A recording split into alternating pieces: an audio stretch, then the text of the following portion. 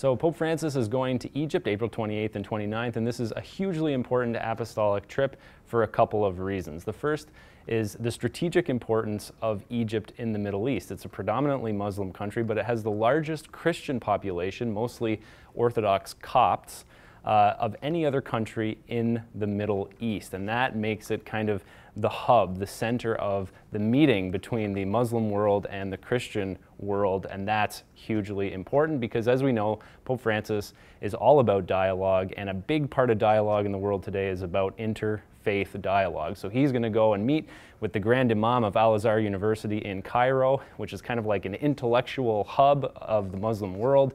A lot of people, a lot of Muslims in the world look to that institution for guidance, for support, for their way of thinking about how the Muslim tradition has to connect or relate to the rest of the world.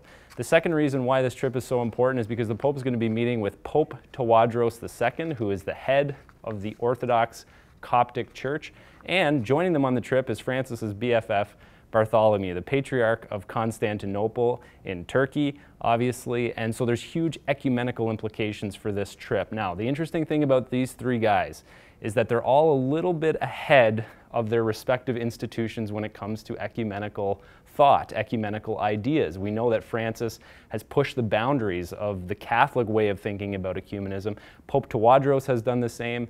Ecumenical Patriarch Bartholomew has done the same with the Orthodox Church and the Coptic Orthodox Church, respectively. So the fact that these three guys are coming together is hugely significant, and we just have to wait and see what they come up with, what they say, what they do together, and the implications that that might have are incredible. We'll see what happens when the Pope goes to Egypt.